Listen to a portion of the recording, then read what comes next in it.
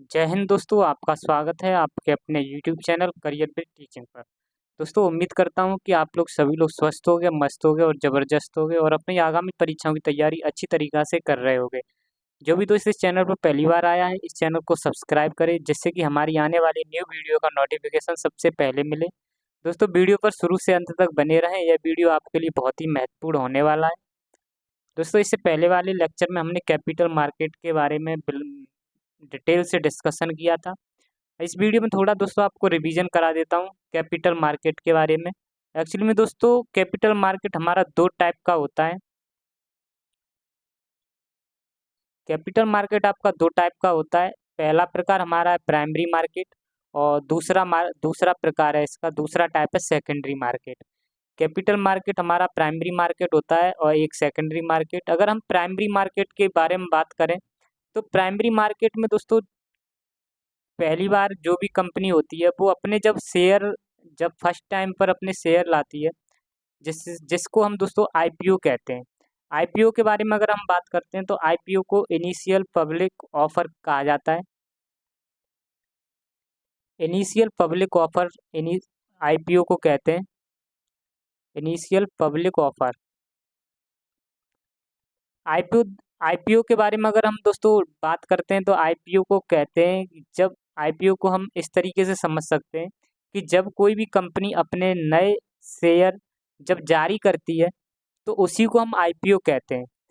मान लो दोस्तों जब किसी भी कंपनी को आपकी चाहे दोस्तों रिलायंस कंपनी हो गई, अगर रिलायंस कंपनी को अगर पहली बार जब रुपए की जब ज़रूरत पड़ती है तो ये अपने प्राइमरी मार्केट में अपने शेयर को लाती है। तो इसी को दोस्तों जब कोई कंपनी फर्स्ट टाइम यानी पहली बार जब अपने शेयर प्राइमरी मार्केट में लाती है तो उसको हम आईपीओ कहते हैं। उम्मीद करता हूँ ये पॉइंट आपको समझ में आया होगा। जैसे कि दोस्तों रिलायंस कंपनी है, जब ये पहली बार अपने शेयर बेचने आई यानी प्राइमरी मार्केट में तो इसे आईपीओ कहते हैं, यानी आप कह सकते हो इनिशियल पब्लिक ऑफर कहते हैं। जो दोस्तों यहाँ पर इन्वेस्टर होंगे, जो भी इन्वेस्टर बैठे होते हैं प्राइमरी मार्केट में, वो इन आईपीओ यानी इन शेयरों को खरीद लेते हैं। और फिर दोस्तों जब इन आईपीओ को इन शेयरों को जब खरीद लिया जाता है तो आपकी कोई भी जैसे आपकी रिलायंस कंपनी हो गई, जब ये इसके जो शेयर हैं वो जब कोई इन्वेस्टर खरीद लेगा तो ये कंपनी फिर स्टॉक मार्केट में भी दोस्तों रजिस्टर्ड हो जाएगी। जब दोस्तों फर्स्ट टाइम पहली बार जब कोई कंपनी अपने शेयर बाजार में लाती है, जैसे हम आईपीओ कहते हैं, तो जब ये दोस्तों फर्स्ट टाइम पर जब कोई इन्वेस्टर इनके शेयरों को खरीद लेता है, उसके बाद उसके बाद यह कंपनी स्टॉक मार्केट में रजिस्टर्ड हो जाती है। और फर्स्ट टाइम पर दोस्तों फर्स्ट टाइम पर यानी आप कह सकते हो पहली बार में जब कंपनी पर एक बात कंपनी पर कंपनी पर एक डिपेंड करता है कि कंपनी उस शेयर के प्राइस कितना रखना चाहती है, कितना नहीं रखना चाहती है। यानी दोस्तों फर्स्ट फर्स्ट टाइम पर कंपनी अपने अकॉर्डिंग उन शेयरों के प्राइस रख सकती है। लेकिन दोस्तों दूसरी बार में दूसरी बार में जब दूसरी बार में जब ये कंपनी अपने शेयर बाजार में लेकर आएगी तो ये अपने प्राइसों को दोस्तों ये अपने प्राइसों को नहीं रख सकती है, क्योंकि दोस्तों प्राइस के जो रेट होंगे वो सेकेंडरी मार्केट में जो शेयर बेचे गए यानी सेकेंडरी मार्केट में जो दोस्तों प्राइस होंगे उसके उसके आधार पर इस दूसरी बार में जो शेयर लाए गए हैं उनके रेट निर्धारित किए जाएंगे। यानी दोस्तों जब आप ये पॉइंट आपको समझ में आया होगा, आपको आपको ये पॉइंट इजी वे में एक बार और दोबारा से बता देता हूँ कि जब भी कोई भी कंपनी अपने नए नए नए शेयर जब जारी करती है उसको हम आईपीओ कहते हैं। मान के चलो दोस्तों पहली बार मेरी कंपनी को पैसे की ज़रूरत है, पहली बार मेरी कंपनी को पैसे की ज़रूरत है, तो यह दोस्तों अपने शेयर मार्केट में अपने शेयरों को जारी करेगी प्राइमरी मार्केट में, फिर हमारा शेयर मार्केट में दोस्तों हमारी कंपनी रजिस्टर्ड हो जाएगी। इससे पहले ये कंपनी हमारी रजिस्टर्ड नहीं होती है। जब शेयर को पहली बार लाया जाता है उसके बाद ही दोस्तों हमारी कोई भी कंपनी हो वो स्टॉक मार्केट में या आप कह सकते हो शेयर मार्केट में रजिस्टर्ड होती है। मान के चलो दोस्तों आपकी रिलायंस कंपनी है, रिलायंस कंपनी भी पहली बार शेयर बेचने आएगी, तो इसी को आईपीओ कहते हैं। और जो इन्वेस्टर इसके शेयरों को खरीद लेंगे, तो उसके बाद ये कंपनी पहली बार दोस्तों यह स्टॉक मार्केट में रजिस्टर्ड हो जाएगी। फिर उसके बाद दोस्तों इस कंपनी को जब दोबारा से पैसों की जब ज़रूरत पड़ती है, यानी फिर दोस्तों इसको मार्केट से पैसे उठाने पड़ेंगे, तो ये दोबारा से जब अपनी कंपनी शेयरों को लाएगी, तो उसको कहा जाता है एफपीओ, जिसे हम कह सकते हैं follow on public offer. Follow on public offer. और एक बात दोस्तों, कभी भी कभी भी कंपनी जो होगी वो हमेशा अपने शेयर प्राइमरी मार्केट में ही जारी करती है। उसके बाद दोस्तों ये सेकेंडरी मार्केट में जाते हैं, जिन्हें स्टॉक मार्केट भी कहा जाता है। अब दोस्तों अगर हम सेकेंडरी मार्केट के बारे में बात करते हैं, तो सेकेंडरी मार्केट में क्या होता है, ये आपके एफपीओ जो हैं, ये आपके एफपीओ जनता के द्वारा खरीद लिए जाते हैं, या आप ये कह सकते हो ये जनता ने इनके शेयरों को खरीद के रखे हैं। अब ये दोस्तों जो इसके शेयर जनता ने खरीद के रखे थे, अब ये शेयरों को बेचना चाहते हैं, तो ये कहाँ जाएंगे, ये अब आपके जाएंगे सेकेंडरी मार्केट में, जिसे हम दोस्तों स्टॉक मार्केट कहते हैं, स्टॉक एक्सचेंज मार्केट, जो जिसे आप दोस्तों बीएसई के नाम से भी जानते हो। बॉम्बे स्टॉक एक्सचेंज है, जो कि आपके दोस्तों दलाल स्ट्रीट करके एक जगह पड़ती है मुंबई में, वहाँ पर स्थित है। तो यहाँ पर दोस्तों इन शेयरों को बेचा जाएगा सेकेंडरी मार्केट में, और यहाँ पर जो ट्रांजैक्शन होता है वो इन्वेस्टर टू इन्वेस्टर होता है। इन्वेस्टर टू इन्वेस्टर यहाँ पर ट्रांजैक्शन किया जाता है। और यहाँ पर दोस्तों आप कह सकते हैं शेयरों को आपस में खरीदने बेचने के लिए शेयर बाजार में, यानी कि स्टॉक एक्सचेंज में जाते हैं। जो स्टॉक एक्सचेंज आपके क्या है, ये आपके बीएसई है, एक एनएसई है। यहाँ पर ये दोस्तों शेयरों को बेचा जाता है, खरीदा भी जाता है। इस तरीके से दोस्तों आपके प्राइमरी मार्केट सेकेंडरी मार्केट हो गए। और अगर हम दोस्तों नेक्स्ट पॉइंट के बारे में बात करते हैं, तो नेक्स्ट हम इस वीडियो में पढ़ने वाले वाले हैं टैक्स सिस्टम, जिसे हम कर प्रणाली के नाम से जानते हैं। कर प्रणाली के बारे में अगर हम बात करते हैं दोस्तों, तो कर को हम दोस्तों टैक्स भी कहते हैं, और यह हमारी प्रथा प्राचीन भारत से लेकर दोस्तों आपके मध्यकालीन भारत से होते हुए अभी वर्तमान में दोस्तों ये टैक्स सिस्टम चल रहा है। प्राचीन काल में, मध्यकाल में दोस्तों हमने पढ़ा भी जाना भी था इतिहास में, जब जब दोस्तों हमने इतिहास आपको पढ़ाया था, उसमें जाना भी था कि आपके मध्यकालीन भारत में जजिया कर लगाया जाता था, और आपका जकात कर एक का लगाया जाता था, और खुम्स कर भी एक दोस्तों लगाया जाता था, जो कि लूट के सामान पर लगाया जाता था। और दोस्तों जितने भी राजा हुआ करते थे, राजा महाराजा, वो अपने अपने अलग अलग करों को अपने अलग अलग क्षेत्रों पर लगाते थे। तो ये दोस्तों उनका टैक्स सिस्टम था, जिससे वो अपने यहाँ पर अपने अपनी आय में वृद्धि करने के लिए इन टैक्सों को लगाते थे। अब दोस्तों हम बात करते हैं टैक्स की, यानी कि कर की। अब वर्तमान वर्तमान की स्थिति में अगर बात करें, तो सरकार द्वारा लगाए जाने वाले जो अनिवार्य शुल्क हैं, उनको हम टैक्स कहते हैं। और ये टैक्स आपके दो प्रकार के होते हैं, एक डायरेक्ट टैक्स होता है और एक आपका इनडायरेक्ट टैक्स होता है। एक दोस्तों आपका डायरेक्ट टैक्स होता है, एक आपका इनडायरेक्ट टैक्स होता है। डायरेक्ट टैक्स के बारे में अगर हम बात करते हैं, तो ये इसको हम प्रत्यक्ष कर भी कहते हैं। और दूसरा है आपका इनडायरेक्ट टैक्स, जिसे हम अप्रत्यक्ष कर भी कहते हैं। अब दोस्तों प्रत्यक्ष कर, डायरेक्ट टैक्स के बारे में अगर हम बात करें, तो डायरेक्ट टैक्स क्या होता है, प्रत्यक्ष कर क्या होता है, इजी वे में आप समझ सकते हो। यह कर जिसके ऊपर लगता हो, यह कर जिसके ऊपर लगता है, यानी जिसके ऊपर यह टैक्स लगता है, उसी उसी को दोस्तों हम प्रत्यक्ष या डायरेक्ट टैक्स कहते हैं। ये टैक्स यानी कि आप समझ सकते हो ये टैक्स मेरे ऊपर लग रहा है, यानी कि दोस्तों जिसके ऊपर लगे, यानी मेरे ऊपर लग रहा है या किसी के ऊपर ये टैक्स लगे, तो उसको ही दोस्तों यह टैक्स पे करना पड़ता है। यानी दोस्तों कह सकते हो जिसके ऊपर यह टैक्स लगता है, और जिसके ऊपर टैक्स लगता है उसी को हम टैक्स का भार कहते हैं। यानी टैक्स के भार का मतलब हो जाता है जिस पर यह लग रहा होता है, यानी जिस व्यक्ति पर यह लग रहा होता है उसको हम टैक्स का भार कहते हैं। और अगर हम बात करते हैं टैक्स के भार को हम कराधान के नाम से भी जानते हैं। जिसके ऊपर लग रहा है यानी दोस्तों, तो उसको हम टैक्स का भार कहते हैं। और जो व्यक्ति इस टैक्स का भुगतान कर रहा होता है या पे करता है, उसको हम करापात कहते हैं। यह यह दोनों चीज़ें दोस्तों, जो दोनों चीज़ हैं आपके टैक्स का भार और जो टैक्स को पे किया जा रहा है, यानी दोस्तों कर का जो भार है, यानी कर लग भी मुझ पे रहा है और करापात यानी कि कर को पे भी मैं ही कर रहा हूँ। तो उस तरीके के टैक्स को हम डायरेक्ट टैक्स कहते हैं। आप एक शब्द में आप जान सकते हो, ऐसे टैक्स जिसमें दोनों चीज एक ही व्यक्ति पर हो, दोनों चीज एक ही व्यक्ति पर हो, चाहे आपके टैक्स का भार हो, चाहे दोस्तों टैक्स को करापात यानी टैक्स को पे करना हो, दोनों चीज एक ही व्यक्ति पर हो या किसी एक ही पॉइंट पर हो या एक ही स्थान पर हो, तो उसी को हम कहते हैं प्रत्यक्ष कर।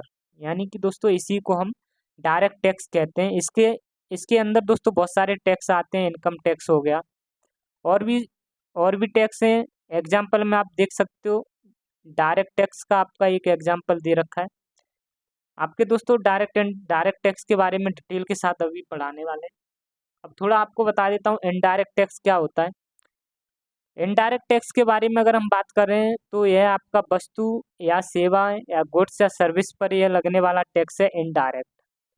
इनडायरेक्ट कैसे हुआ दोस्तों, यह किसी चीज पर लगता है, यानी किसी दूसरी वस्तु पर लगता है, पे हमको करना पड़ता है, उस उस टैक्स को हम इनडायरेक्ट टैक्स कहते हैं। जैसे दोस्तों ये आपका डोमिनोज है, डोमिनोज में बनने वाला एक पिज़्ज़ा है। आप तो डोमिनोज में दोस्तों पिज़्ज़ा खाने गए और आपको पिज़्ज़ा मिल गया, पिज़्ज़ा, और इस पिज़्ज़ा पर दोस्तों एक पिज़्ज़ा पर कर लगाया जा रहा है, यानी कि एक टैक्स लगाया जा रहा है। तो यह आपका हो गया दोस्तों टैक्स का भार। यह आपका दोस्तों इस पर एक आपका हो गया ये टैक्स, इस पर हो गया दोस्तों टैक्स का भार, या इसको हम कराधान भी कहते हैं। इसे हम दोस्तों इकोनॉमिक्स भाषा में यानी कि कराधान कहते हैं। और इस पिज़्ज़ा को हमने खा लिया और हम गए दोस्तों इस पिज़्ज़ा को खाने, और सरकार ने इस पर टैक्स लगाया डोमिनोज पर। डोमिनोज दोस्तों एक कंपनी है जिसमें आपके पिज़्ज़ा बनाए जाते हैं। डोमिनोज पर सरकार ने टैक्स लगाया है, और इस पिज़्ज़ा पर भी दोस्तों जब इस पिज़्ज़ा का एक बिल आएगा, और बिल में ही दोस्तों आपका सर्विस टैक्स जुड़कर आता है, उसको दोस्तों पे हमको करना पड़ता है। तो यह दोस्तों जो पे हम करेंगे तो इसी को हम कहते हैं करापात यानी भुगतान। जिस टैक्स को दोस्तों जिस बिल को हम पे करेंगे उसको हम दोस्तों कहते हैं करापात यानी कि भुगतान।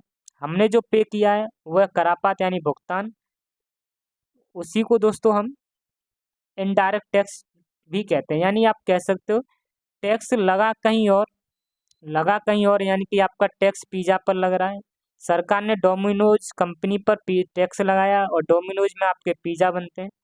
यहाँ पर सरकार ने टैक्स लगाया और यहाँ पर टैक्स जुड़कर बिल हमारे पास आया और इस बिल को हमने पे किया। यानी दोस्तों टैक्स लगा कहीं और, भुगतान कोई और कर रहा है। तो इस प्रकार के टैक्स को हम इनडायरेक्ट टैक्स कहते हैं। डायरेक्ट टैक्स में दोस्तों एक ही व्यक्ति पर टैक्स लगता है और इसी को पे करना पड़ता है। और यहाँ पर दोस्तों किसी वस्तु पर यहाँ पर टैक्स लगता है, इनडायरेक्ट टैक्स में किसी वस्तु पर टैक्स लगता है, पे हमको करना पड़ता है। तो आपका ये इनडायरेक्ट टैक्स हो जाता है।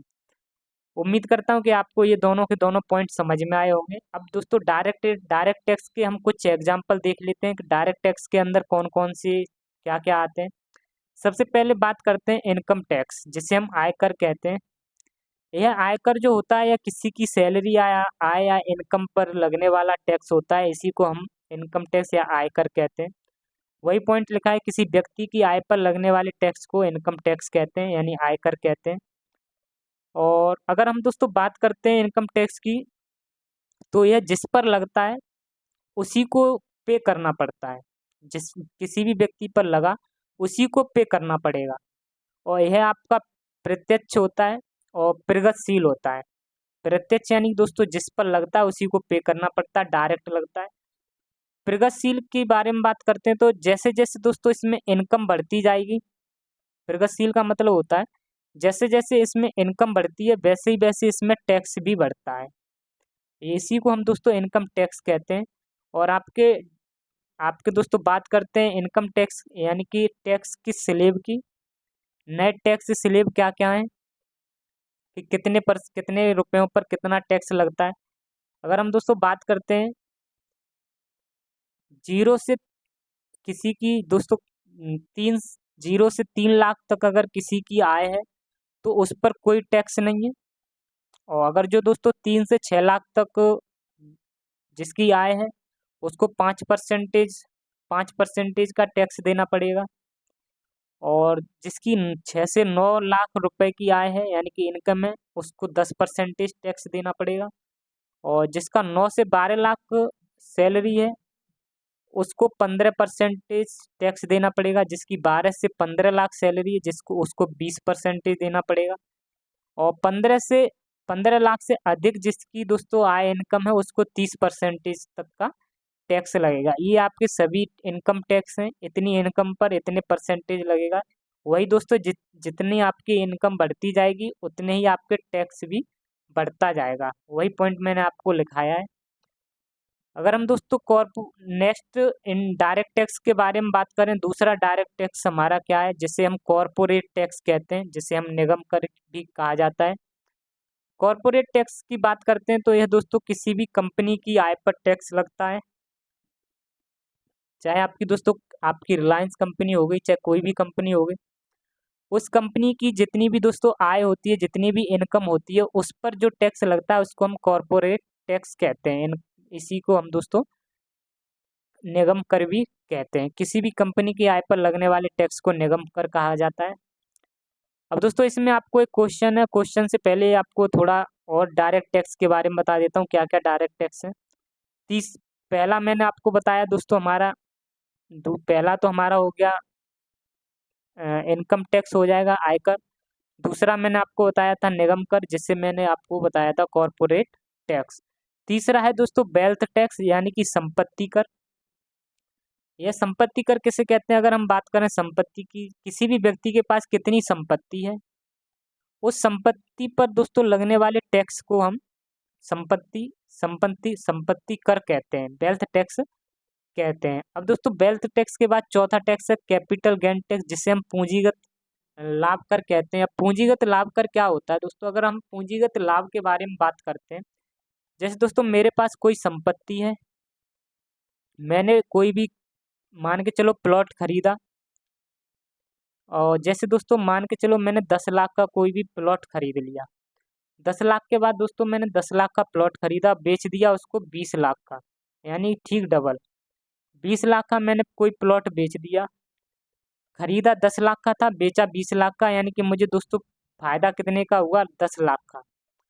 जो जो दोस्तों संपत्ति के बेचने पर जितना पैसा फालतू मिलता है, यानी कि जितने का लाभ होता है, उसी को हम पूंजीगत लाभ कर कहते हैं। यह दोस्तों 10 लाख जो हमें लाभ हुआ है इसी को हम पूंजीगत लाभ कर कहते हैं। इस पर जो टैक्स लगेगा उसी को हम पूंजीगत लाभ कर कहेंगे।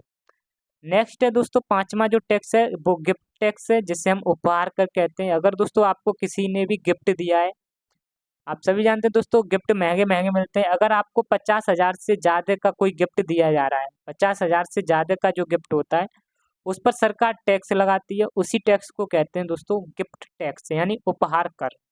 ये आपके पांचों के पांचों दोस्तों डायरेक्ट टैक्स हैं। अगर हम क्वेश्चन के बारे में बात करें तो क्वेश्चन है कौन सा प्रत्यक्ष कर नहीं है? तो आपका पहला ऑप्शन है दोस्तों ए आयकर, ये हमारा प्रत्यक्ष कर होता है। निगम कर, ये भी हमारा प्रत्यक्ष कर होता है। और सीमा शुल्क, इसके बारे में हमने पढ़ा नहीं दोस्तों। और पूंजीगत लाभ कर, यानी ये भी हमारा प्रत्यक्ष कर होता है। तो ये ऑप्शन सी है दोस्तों, यह हमारा प्रत्यक्ष कर नहीं होता है।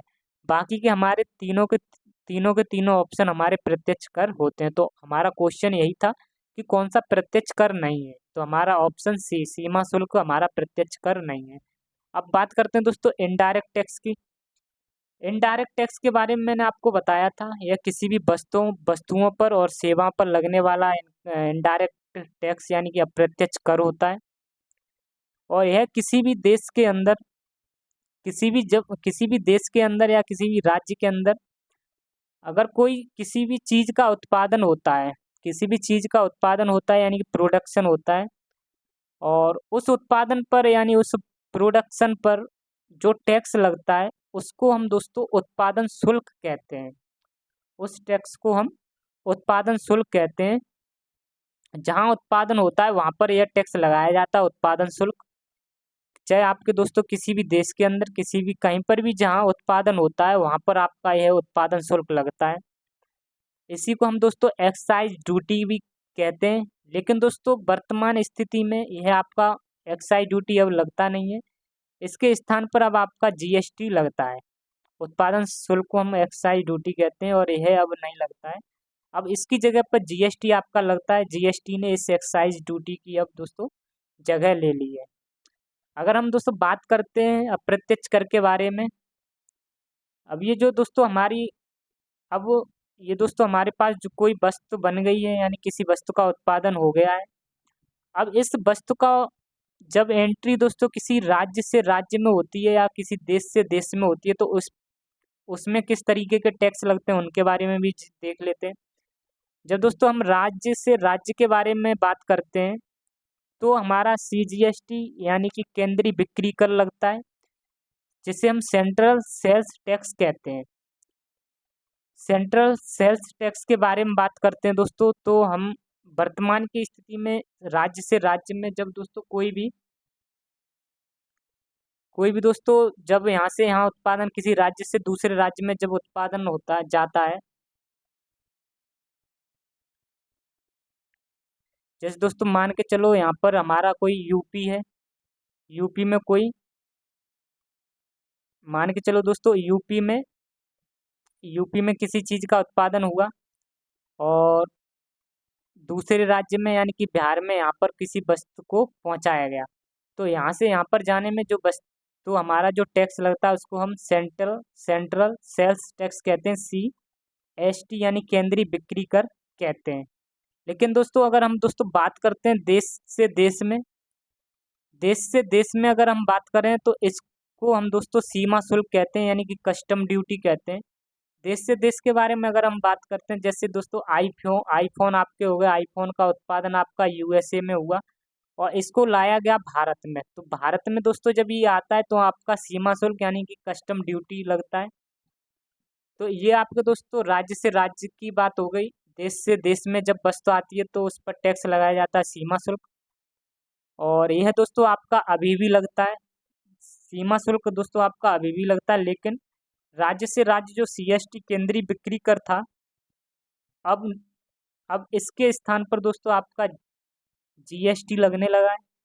अब इसको खत्म कर दिया गया है, सीएसटी को, केंद्रीय बिक्री कर को दोस्तों समाप्त कर दिया गया है। अब इसके स्थान पर जीएसटी गुड सर्विस टैक्स लगता है। और अगर हम दोस्तों बात करते हैं जो हमारी ये वस्तुएं थी, जो भी उत्पादन था, जब इनकी राज्य या देश के अंदर जब दोस्तों एंट्री हो जाती है, फिर जब इनको दोस्तों जब ये वस्तु जब पहुंच जाती हैं, मान के चलो दोस्तों ये जब पहुंच जाती हैं अपने स्थान पर, अब इन वस्तुओं की दोस्तों बिक्री यानी सेलिंग होने लगती है। बिक्री या सेलिंग पॉइंट ये दोस्तों कहीं पर भी आपका सेलिंग पॉइंट हो गया। जो सेलिंग पॉइंट होता है दोस्तों जहाँ पर बिक्री होती है वहाँ पर आपका लगता है वेट, जिसे हम वैल्यू एडेड टैक्स कहते हैं, जिसे हम मूल्य वर्धित कर कहते हैं। जब दोस्तों वस्तु की बिक्री होती है तो वहाँ पर आपका लगता है वैट, जो कि दोस्तों आपका 2005 में स्टार्ट हुआ था, लेकिन अब इसको समाप्त कर दिया गया है जीएसटी के द्वारा। अब जीएसटी अब लगता है आपका वैट की जगह पर वैल्यू एडेड टैक्स को समाप्त करके जीएसटी लगा दिया गया है। और एक दोस्तों आपका हो गया सेवा यानी सर्विस टैक्स, जो कि सेवा पर लगता था। अब दोस्तों जो सेवा सर्विस आपके ये वस्तु और सेवा पर लगने वाले ये कर था, इनडायरेक्ट टैक्स जो था सेवा और वस्तुओं पर लगने वाला था। वस्तुओं पर आपके ये सब जितने भी मैंने आपको दोस्तों आपको बताए हैं, उत्पादन जहाँ से हुआ वहाँ पर कौन सा टैक्स लगता है, फिर राज्य से राज्य में जब ये देश से देश में पहुँचते हैं तब कौन सा टैक्स लगता है, फिर जब बिक्री होती है तब कौन सा टैक्स लगता है। अब दोस्तों आपका सर्विस जो टैक्स सेवा पर जो टैक्स लगता था, जिसे हम सर्विस टैक्स कहते हैं, अब इसको समाप्त करके सेवा कर को दोस्तों समाप्त करके अब इसके स्थान पर जीएसटी को लगाया गया है। तो नोट में यही पॉइंट लिखा है दोस्तों, सेवा कर को जीएसटी के द्वारा समाप्त कर दिया गया है। नेक्स्ट पॉइंट के बारे में अगर हम बात करते हैं तो जीएसटी ने दोस्तों सर्विस टैक्स को खत्म कर दिया है, और जो कि आपका सर्विस टैक्स सेवाओं पर लगता था। अब दोस्तों जीएसटी के बारे में अगर अब हम इतने जीएसटी के बारे में दोस्तों बात कर रहे हैं तो थोड़ा आप दोस्तों जीएसटी के बारे में भी जान लेते हैं जीएसटी के बारे में। जीएसटी एक्चुअली में दोस्तों इसको हम गुड्स एंड सर्विस टैक्स कहते हैं। गुड्स का मतलब ही होता है दोस्तों वस्तु, सर्विस का मतलब होता है सेवा, यानी कि वस्तुओं पर और जो सेवाएं होती हैं उन पर लगने वाले टैक्स को हम जीएसटी कहते हैं और यह आपका इनडायरेक्ट टैक्स होता है और जिसे लागू किया गया था 1 जुलाई 2017 को। आज दोस्तों हम थोड़ा जीएसटी के बारे में, इसकी फुल फॉर्म और कब लागू किया गया था वो जानते हैं और किस तरीके का ये इनडायरेक्ट टैक्स होता है। इससे नेक्स्ट वीडियो में हम दोस्तों जीएसटी के बारे में विद डिटेल के साथ आपको बताएंगे। अगर यह वीडियो आपको पसंद आए तो वीडियो को लाइक करें और चैनल को सब्सक्राइब जरूर करें। आज के लिए इतना ही, मिलते हैं नेक्स्ट वीडियो में। जय हिंद, जय भारत, जय माँ सरस्वती।